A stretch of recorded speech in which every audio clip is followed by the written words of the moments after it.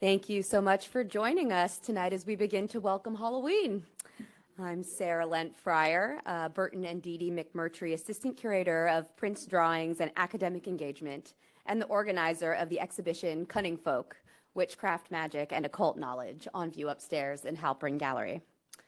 Cunning Folk explores how visual legacies of early modern witchcraft and magical practice reverberate across the 16th, 17th, and 18th centuries in Western Europe and its American colonies.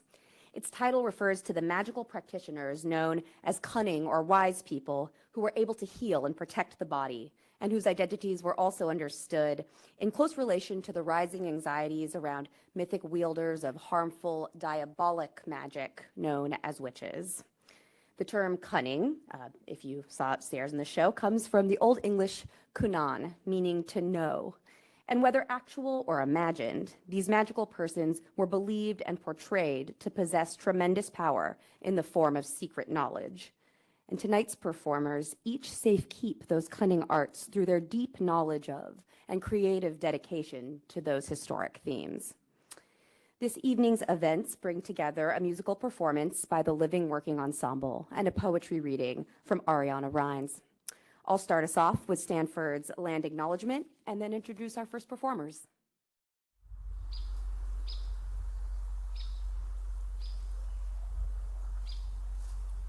Stanford sits on the ancestral lands of the Muwekma Ohlone tribe. This land was and continues to be of great importance to the Ohlone people. Consistent with our values of community and inclusion, We have a responsibility to acknowledge, honor, and make visible the university's relationship to Native peoples.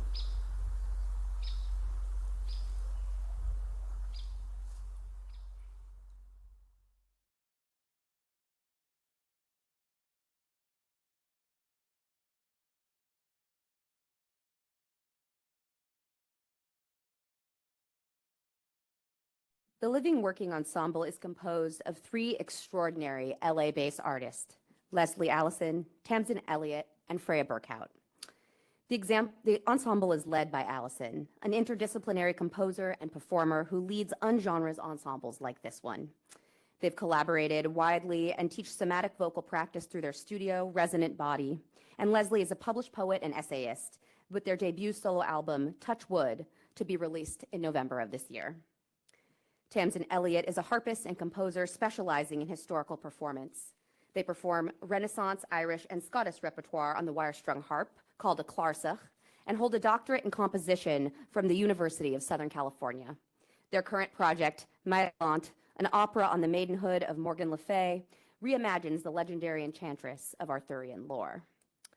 Freya Berkhout is a Sydney-born composer and creative technologist. She began her career as half of the experimental pop duo Q. Her film and media scores have appeared in projects on Netflix and Audible, and at festivals including Cannes, South by Southwest, BFI, and Tribeca. This year, she received the Real Change Grant from New Music USA for her score to Ride or Die, which premiered at the 2025 Tribeca Festival. But before the performance begins, I thought I'd share just a few ways that these songs so intimately connect with the exhibition's visual themes. The first piece, Loyal Herbs, features music by Leslie Allison and text co-written with Frances Weiss Rabkin from the play Covenant, which is based on 17th century English witch trial documents and set in a small English village where witch healers and peasant farmers form an uneasy alliance against a greedy landlord. Herbal and plant remedies were a core expertise for those cunning folk, captured in the 16th century herbal by Adam Lonecker on view upstairs.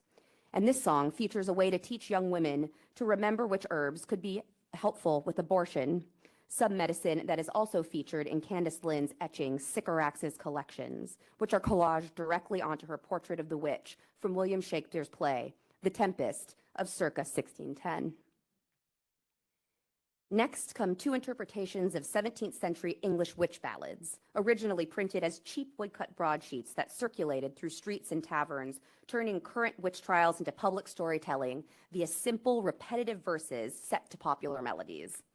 Damnable Practices narrates witchcraft trials of three women at Exeter, while Witchcraft Discovered and Punished tells of Joan Flower and her daughters, servants to an earl, who who were accused of using witchcraft on his heirs and subsequently executed in 1619. And recordings of Leslie singing these songs play in small increments throughout the gallery, and there you can find a link to them in their original entirety as well.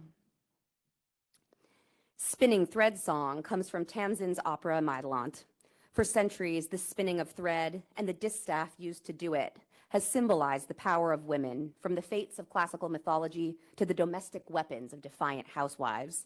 These allusions are imported into a mysterious 18th century drawing by Giovanni Domenico Tiepolo, whose young woman mysteriously dangles a thread above her male companion as her distaff floats in midair.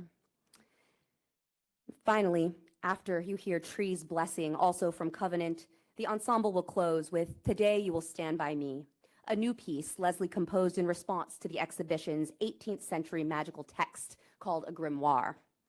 This 6-foot-long scroll is inscribed with arcane talismanic diagrams, Christian symbols, and prayers, and was once carried rolled up as an amulet, able to protect its wearer against bodily harm, including being shot. Leslie became a genuine research collaborator into this piece, working with myself and the Harvard Germanist Molly Taylor Polsky to transcribe and decode some of its complex handwriting, transforming those words of protection into the lyrics of this final song. With that, I am delighted to introduce the Living Working Ensemble.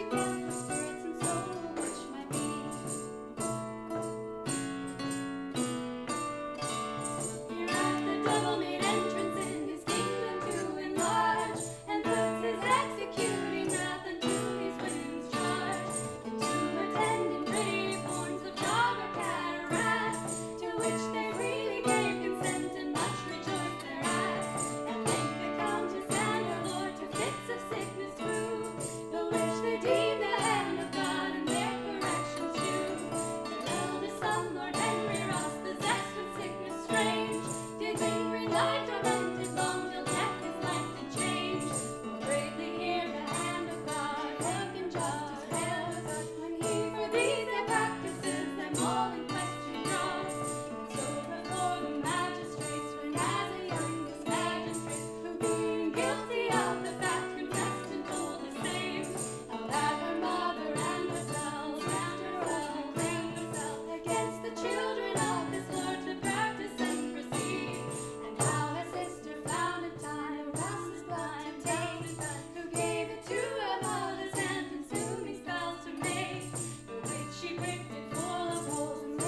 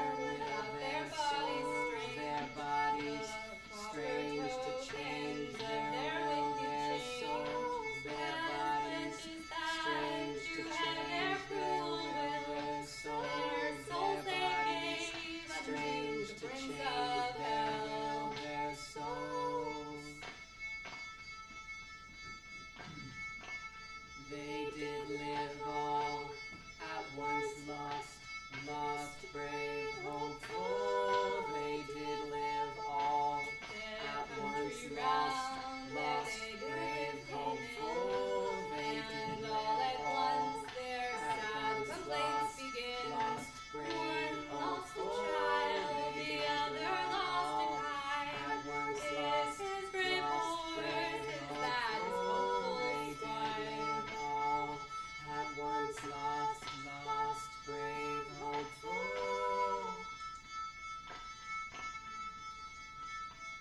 Wife witch, to hear pierce stones, wife witch, One had to his hear wife pierce bewitched, stones, the other wife his friend. witch, to hear Because pierce in some stones, things wife they witch, the witch to hear offend. pierce For stones, she wife witch, delights to to hear hear sad pierce dying groans, stones, wife witch, and such to hear laments pierce as would stones, his wife marble witch, stone. to hear pierce stones. Now most witches will pay ears. Now most witches will pay Now it ears. most apparent does appear that witches will for such their deeds pay dear. One of these wicked wretches did confess she fourscore years of age was and no less. Witches will pay ears. She said and did no hand like a prison door. She said and did no She said hand the like a devil prison came door. with her She along, said and did no crowds of hand people, like a and bid prison her door. be She strong. said And she no hand should have, but like a liar, at the prison door he fled, and ne'er came nigh her.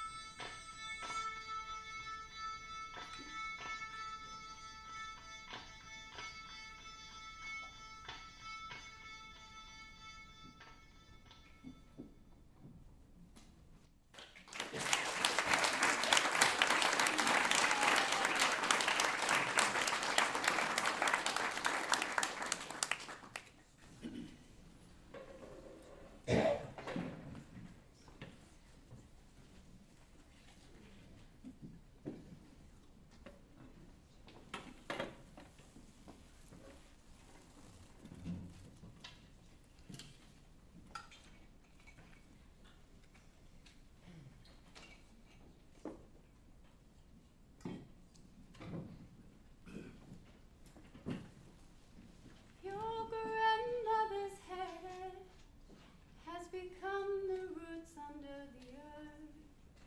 Your grandmother's hair has become the roots under the earth that she's spinning for you as she spins for you, that she's spinning for you as she spins for you. Ah, vegetable bird, your grandmother's hair has become the roots under the earth. Your grandmother's blood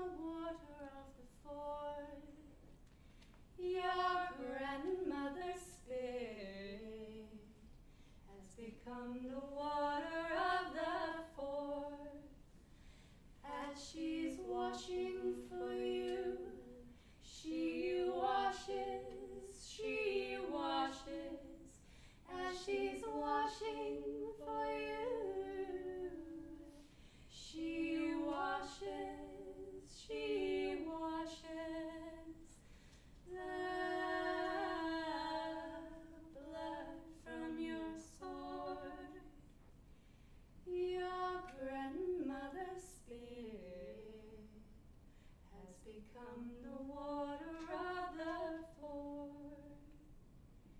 Your grandmother's breath has become the metaphor. Your grandmother's breath has become the metaphor that she's spinning for you, as she spins for you, as she's spinning for you, as she spins for you. The secret things of God.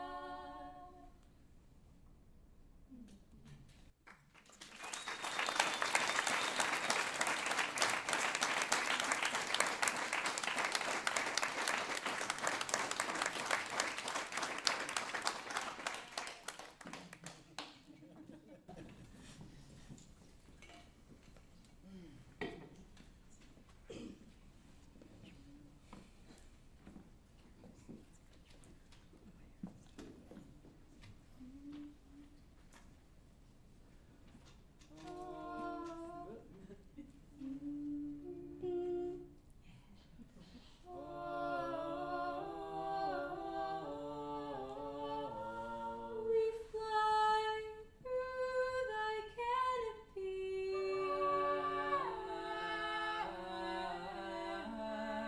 drink thy poetry.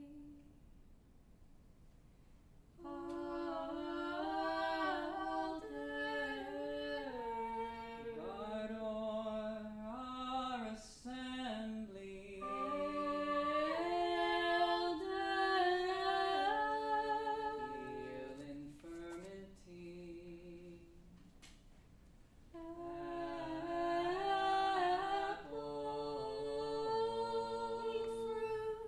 for eternity.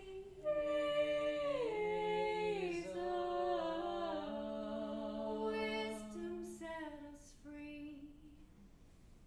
Thou art beloved. Thou art beloved. Sacred trees. May no bodies ever hang from thee.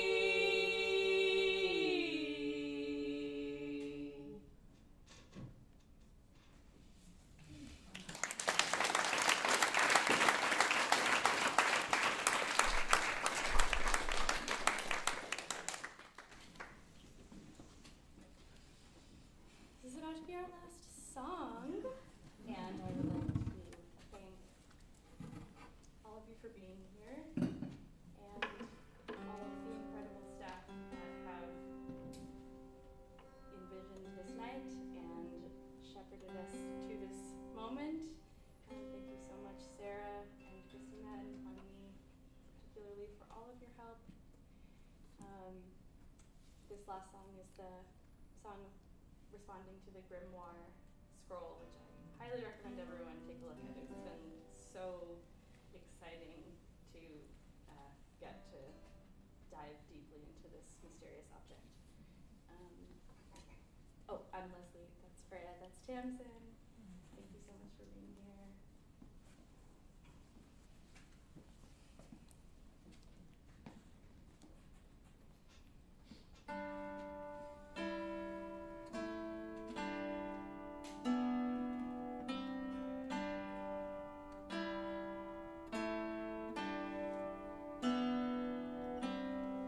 Oh, shot, stop. Oh, shot, stop.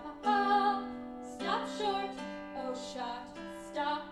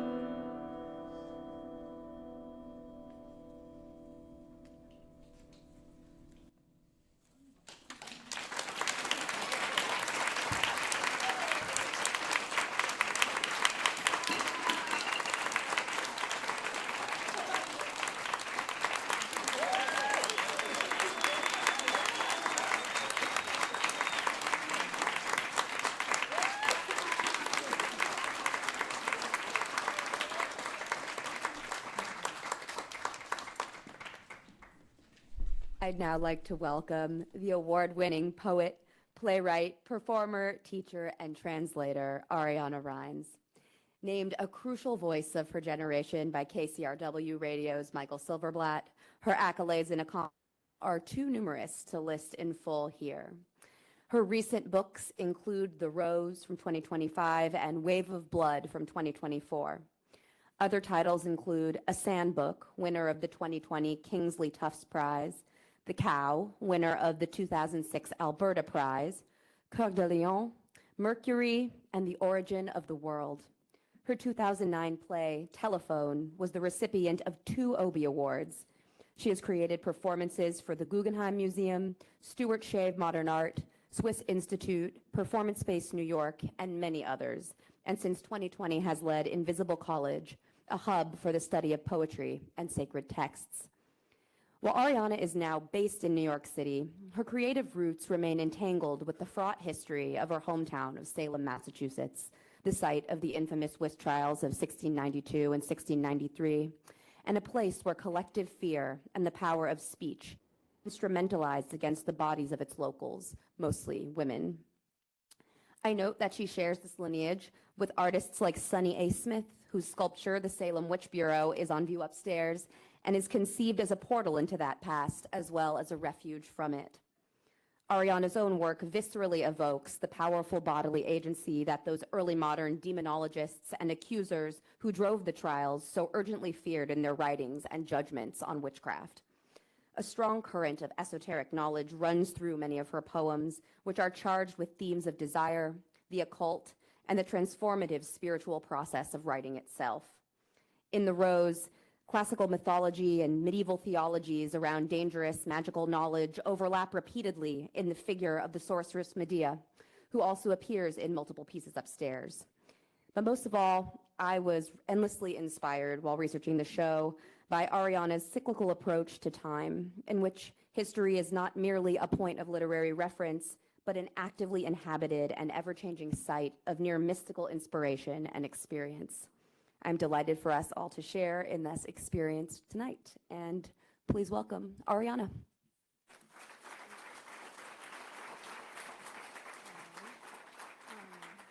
I thought I knew what I was going to say, but the music was so beautiful that I don't know if I'll be able to do what I hoped.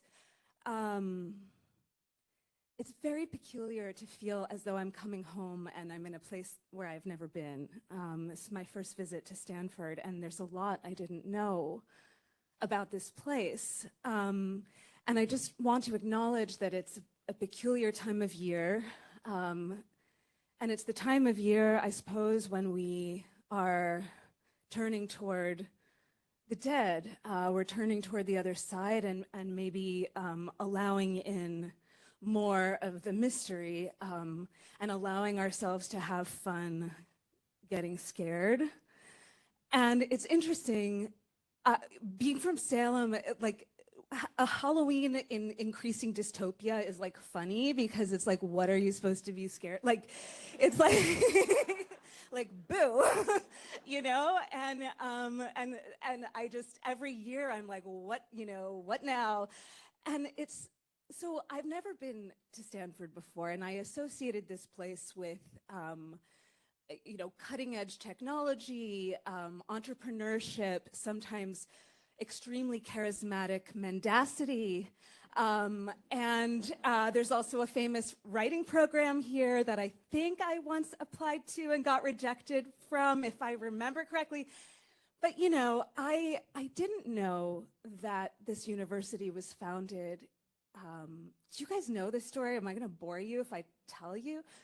Who knows the story of Stanford University? Okay, not too many of us. Well, when I arrived yesterday and Sarah was walking me through the extraordinary show, which if you haven't seen it yet, it moves in a circle, kind of like an Ouroboros or something, and it's so well orchestrated that you really feel like you're being carried through time and space. And Sarah was telling me that Stanford was founded in memory of Jane and Leland Stanford's son, who died at 15 of typhoid, I believe, in Italy. So this entire institution is a kind of a memorial, and it has a relationship to the dead. In fact, we owe the memory of this little boy, we owe it everything. It's the reason why we're in this room together. And I was really, really struck by that because it turns out that very, very often places in time and in culture where a kind of innovation starts to happen, there's actually often a really, really deeply personal and emotional story of mourning, very specifically of mourning.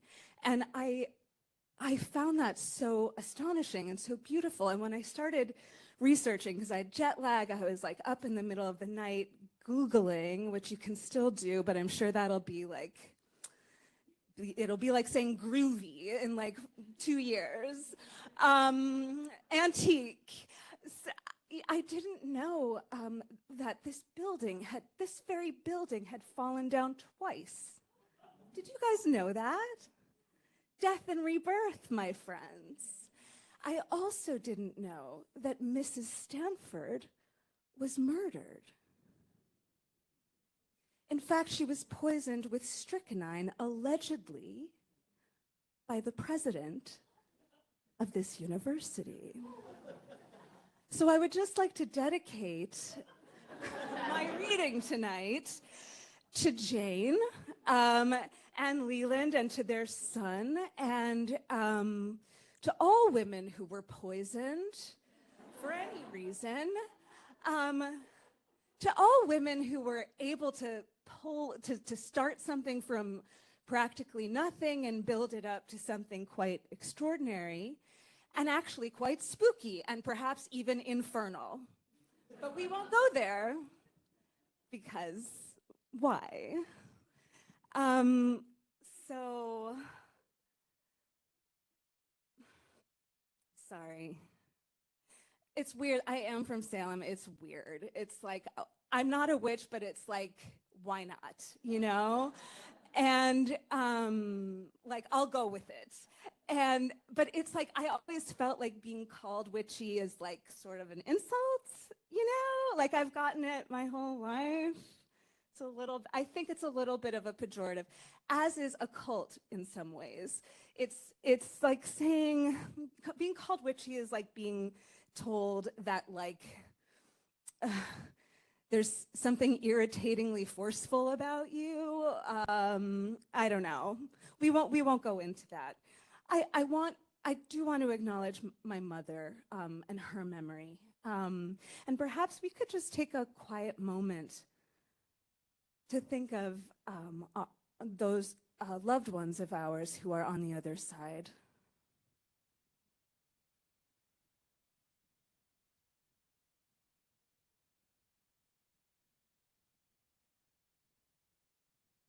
I think they might help us more than we realize.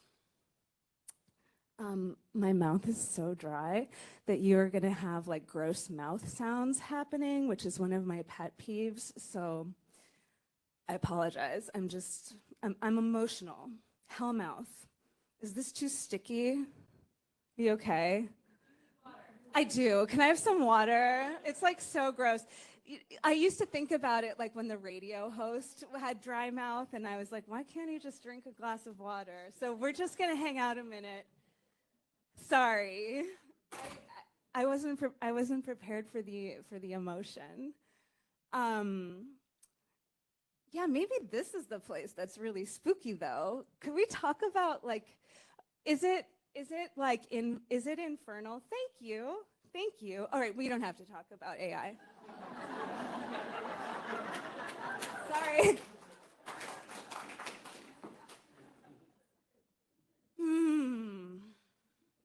Hellmouth. Thank you so much.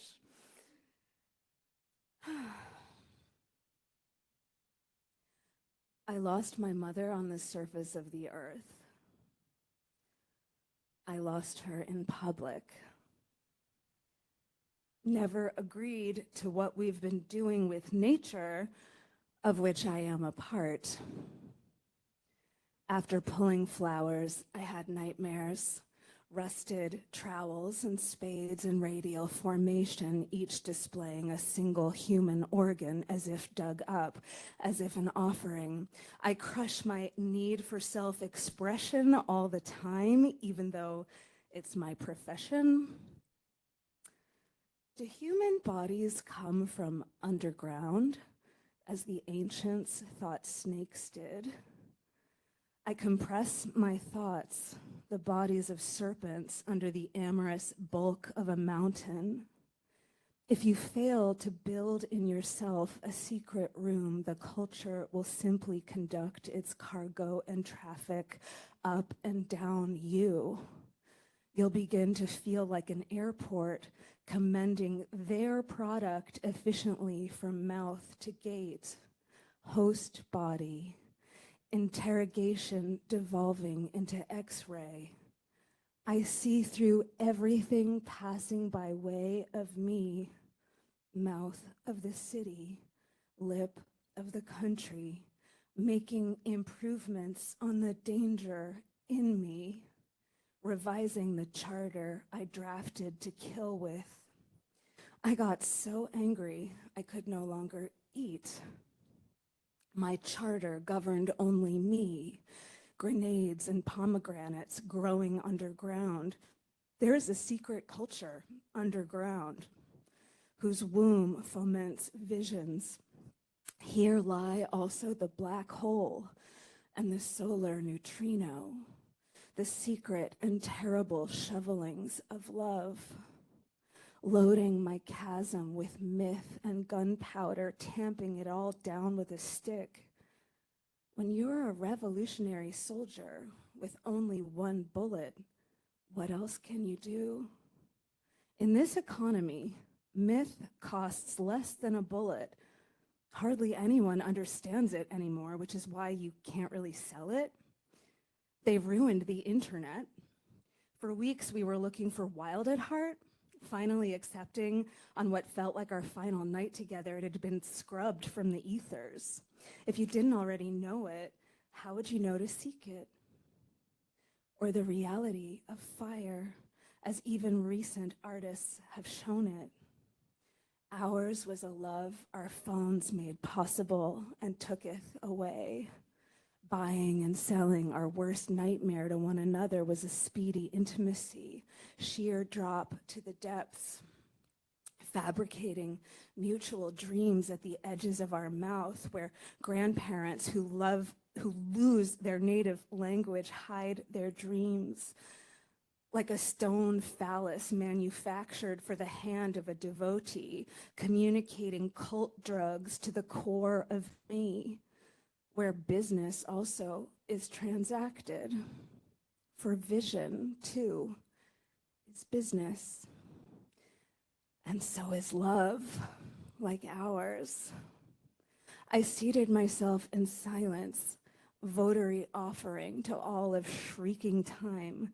I found a quiet place for my heart to harden as it filled up with blood. I lost my mother. I rejected love. You belong to earth, spoke something inside me. The actual smell of fish. The powerful would have me forget my body. The place of terror is a place of arousal where I would not build our house. Red tide, river of burning shit, convection of an empty feeling. Daniela described to me the reverse tectonics on the seafloor, pulling souls down to the earth's core. She saw in a vision souls so furious, this was their only way back to the maternal embrace. We both cried when she said it. You can't read things like this in a book or say them in public. The cool room at the center of my house, monster attracting me like no man. I am so angry. I have so angry. The little room in the middle of me where I see what I can't say.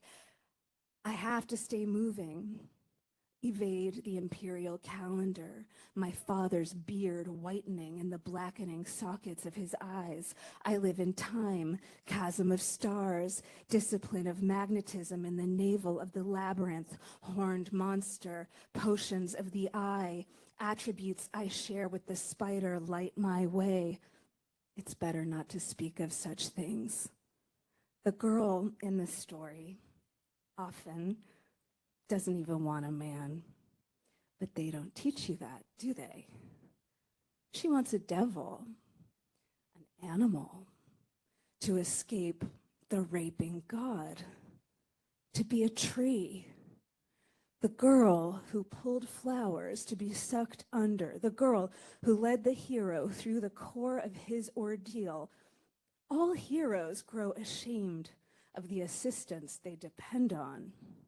All sorceresses who once gave so freely of their wisdom will live to meet the day at last, because no witch dies. She finally wants her magic for herself. When Vesuvius erupted, no authority could divide punishment from climax. Blood's hot career behind white-blue marble death conceals a riot of misspent emotion. Harassment of silence, tissue of horrors, explosions on the surface of the sun. Last night, the sky was electric. I wouldn't let my lover get near me, even though I yearned for him. Coronal mass ejection, contradiction. How else could I open my mouth? But you can write without speaking. But do it too much, you'll lose your womanhood. When I turned 5, my mother hired a pony. I was so overwhelmed by surprise at the sight of it that I refused to ride it. Everybody rode that animal but me. I watched them all go up and down our yard. Surprise led to a force of will I still don't understand. The larger the lust, the more erotic its refusal. What is no? Not the withdrawal of consent at its secret, esoteric best. No meant, I want a force of nature, nothing less. My grandmother's words press against my navel when I'm sleeping. Give me a child, she says. Tell your baby my story. But the red, priapic face of life offends me with its cheer and sanity. All you have to do is say yes. Life smiles like a lurid frankness. I would grow to a great size and piss on this earth till it drowns, but I'm forced to govern my territory with absolute rationality, and so I do, and so I shall, till nature itself overwhelms me. What I repress contributes to the force of what I show. Lust is dignified by ash for eternity, revenge of the living planet, indissoluble from generosity, the only feminine law.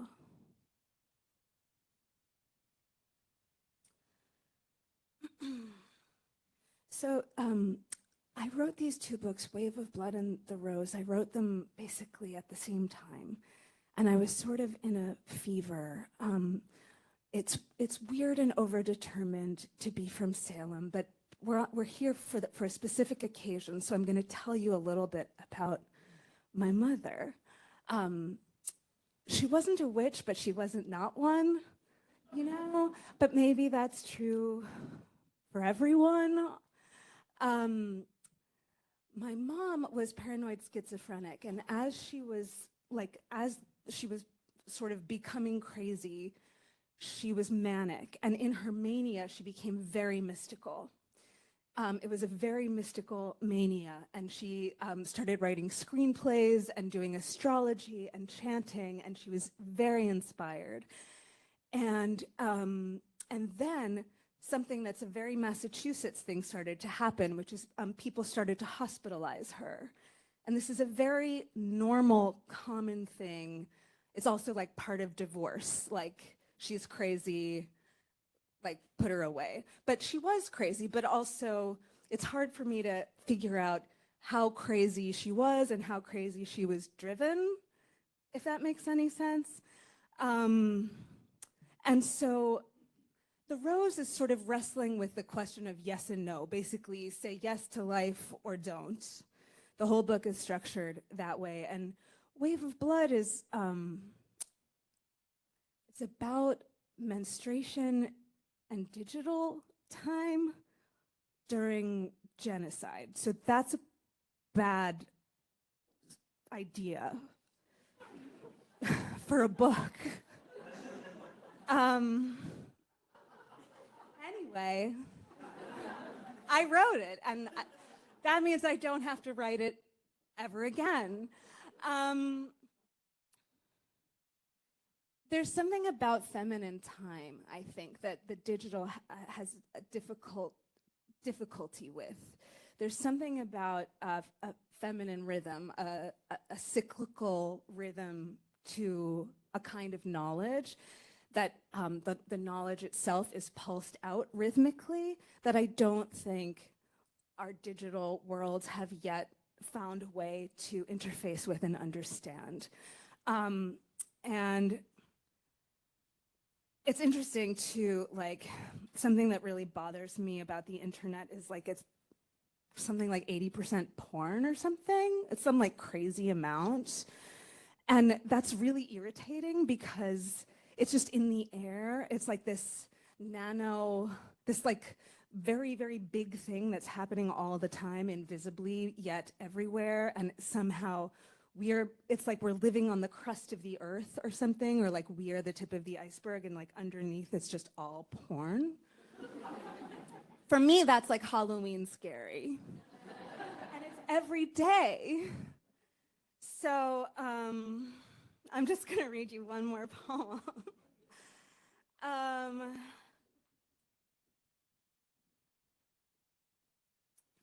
This takes place in Las Vegas. Eye of Death. Me and Amanda went to see David Blaine the night of the Scorpio eclipse. He held his breath for over 10 minutes in an orb of water. I remember his daughter doing a dance. Then we walked soft through the casino, BBLs and tiny dresses, the lull of slots and AC. There's a feeling of safety in there, you know, and a powerful idea America hates, that there's dignity and pleasure. Copious, good quality intelligence spent working out the right way to make even me feel happy, floating through the crowd on the unnerving feats of David Blaine. We found our bodies drawn to an almost serpentine, cerebral energy. You could feel it yards away before you saw them. A table of men poring over their cards like nuclear physicists on deadline. Strange electric brain power physically stimulating. The asp uncurled from its tree inside me, drawing us from the pink light of the money machines to the brain's halogen white intensity. When a man dressed impeccably in gray looked up from his cards and stared at me, long and hard. A lock of combed hair dropped over his brow. He held my gaze. Amanda gripped my arm. Wait, were we already walking arm in arm? She, the beautiful one, steadied me. Did that really just happen? I said. It really did, she said. It really did, she said. Give me a second, I said. I need to catch my breath, steering us cowardly just slightly out of the guy's sight line. I think I understand Dante now, I said, and also Beatrice. Did you know Petrarch's Laura was the great-grandmother of the Marquis de Sade? This is the kind of conversation I make when I'm stalling. What if one look is all you get century to century? Only one poker room in this whole giant casino. this the era of the starved polar bear and the skinny lion, predators in a growing wasteland devoid of prey, the most famous game font of metaphor, relegated to the back of the hall and only a few tables and most of them empty. Gorgonic eye fucking with me. He shocked me back into the ancient worlds, saw me back into poetry. Thank you.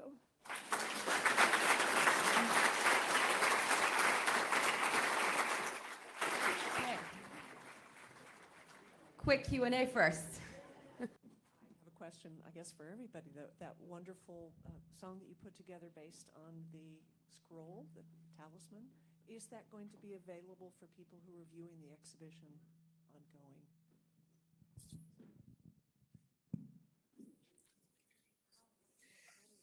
It's up to me. Yeah, I want everyone to hear it. There are excerpts of Leslie singing that play periodically every 10 minutes throughout the exhibition. That piece we, I guess, commissioned, we supported the production of that for tonight. So you were very fortunate to hear it tonight, but no, there are not plans to add it to the exhibition. There's not a recording of it. Yeah.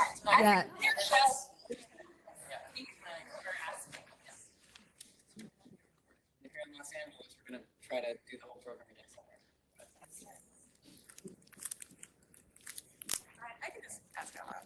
It's actually hard. I have a question about the instrument with the bow and what that is called. That is called a bowed psaltery. It is a Appalachian instrument, actually, and it's an instrument that was invented in the early 20th century, but it was invented in a way to look like an old instrument. And the funny story about that one, I bought it thinking it was an old instrument. And then I was talking to my friend who's a head of an early music ensemble. She's like, yeah, get it. And then I got it, and then looked at the iconography, and I couldn't find it. And I was like, God damn it. So it's a fake old instrument.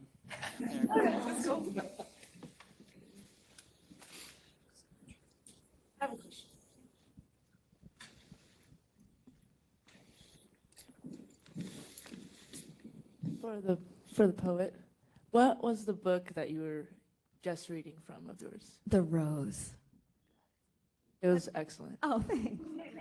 We'll be selling it, and she'll be signing it in just a minute.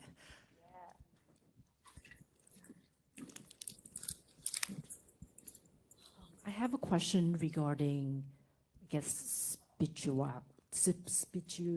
can't even say the word spirituality, and also, just getting in touch, in tune with the other side. I feel that in your music as well as in your poetry.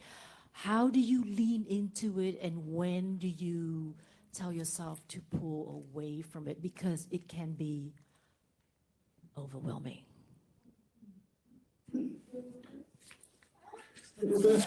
That's a beautiful question. It makes me want to ask you more about the overwhelmingness so you find the spirit world, it's turning toward it can be overwhelming.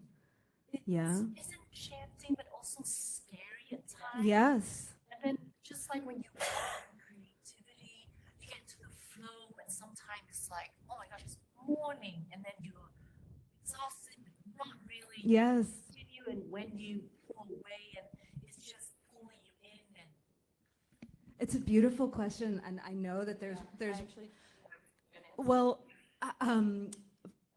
meeting a practitioner who is older and experienced, because what you're describing is traveling through worlds, and it is very destabilizing and can be exhausting.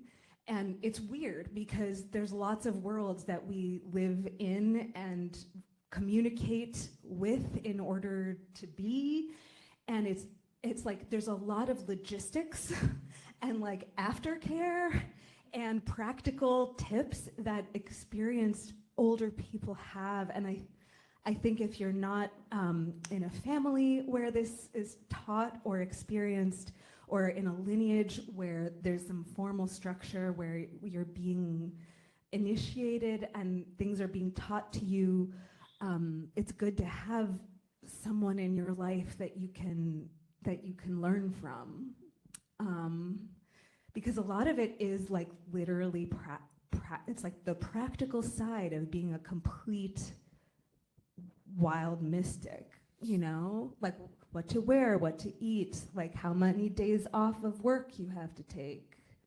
You guys, take it away. Take it away. Yeah, this was a topic, I'm glad for this question, because it was something that came up pretty immediately when we started rehearsing and when I started composing, that especially working with the historic material, it was inevitable to feel the weight of the number of voices that had sung those things, the number of ears that had heard those things whilst seeing and fearing and experiencing horrific things.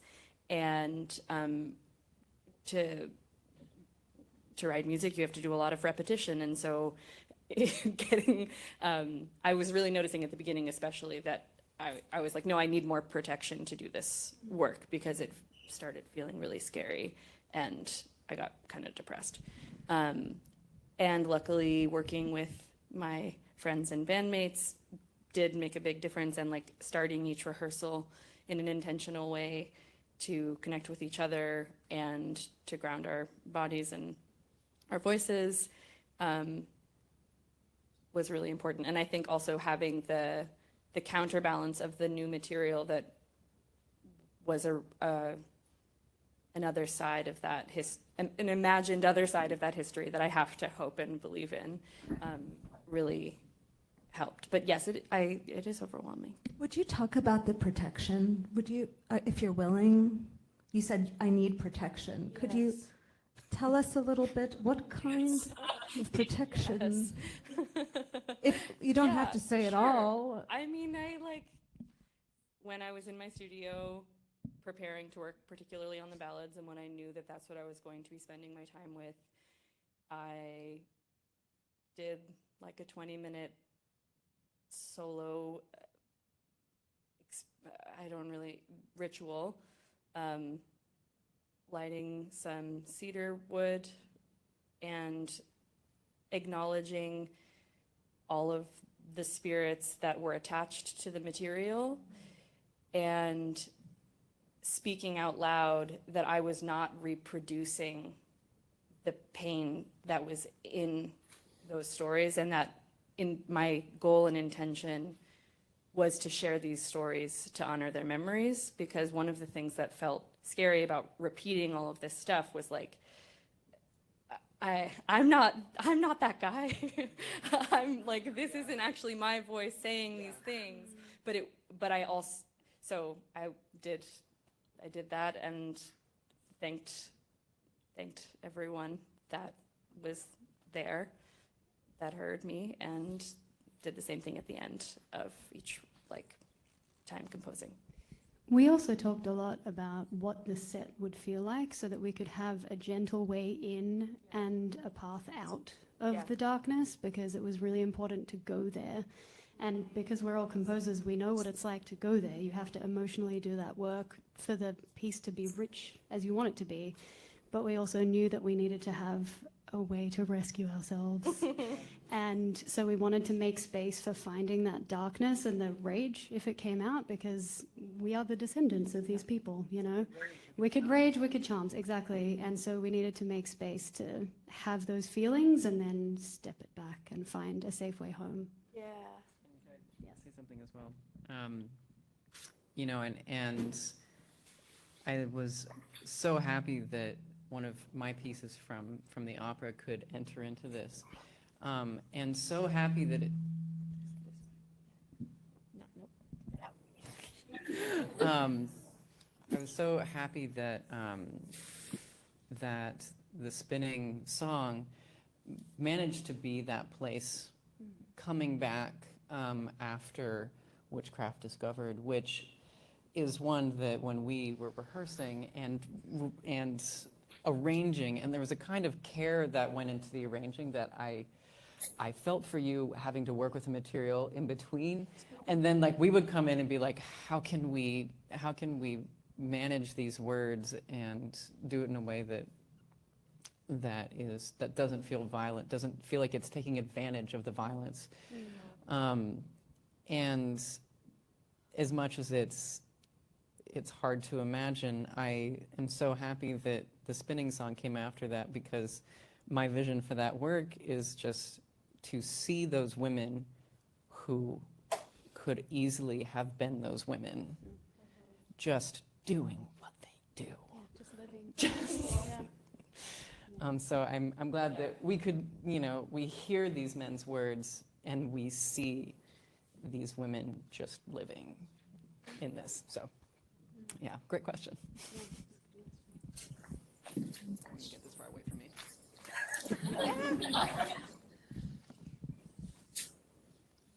I know that authors of fiction speak about their characters taking on a life of their own.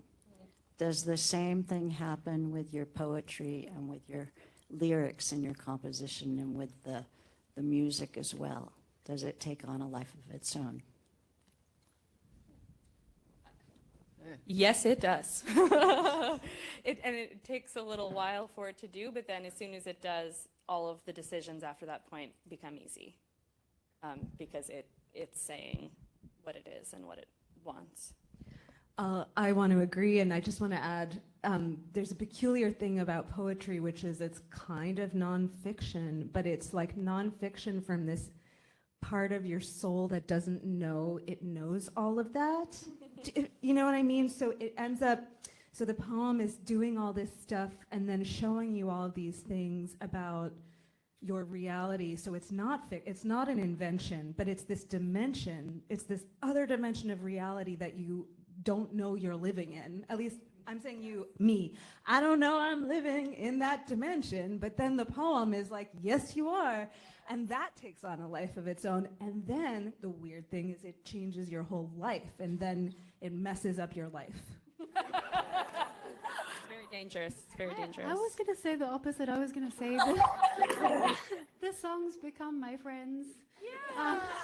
I think. Yeah. Yeah. If they're nice. Well, even the darker ones. Like I want to find a peace with true. them, because it is that safe space of going there and knowing that those feelings exist within you, and accepting that that is part of you. Like that duality is part of the experience of being alive. So I think the songs became my friends, and the easier ones definitely, like the tree song. That's definitely like so easy to be friends with, because it feels like such a celebration. Is that a burn? But I think finding peace with whichever. It's easier to come to terms with something that feels joyful or meditative, that's in like a beautiful celebratory space. But something darker is still important to express. So become friends with your art. I want to add one more question to that. Just thinking about the role, speaking of songs being friends, we're talking about a song that's actually meant to be your friend and protector, your savior on a day-to-day basis, but an amulet from the distant past and something written in 2 languages. And I was wondering if you could speak to the experience of kind of translating another person's hopes for protection, of being protected by this amulet, an amulet turned into song across these languages, which have, gone through a lot of different processes of transcription from the original German into a set of ideas, into what were then abstract lyrics, to become another amulet in and of themselves. So I wonder if you could talk about that. Yeah, one of the things that I discovered in researching this, as related to the idea that it's a friend, is that a lot of these prayers traveled to the US around the same time and were established in the Pennsylvania German immigrant community.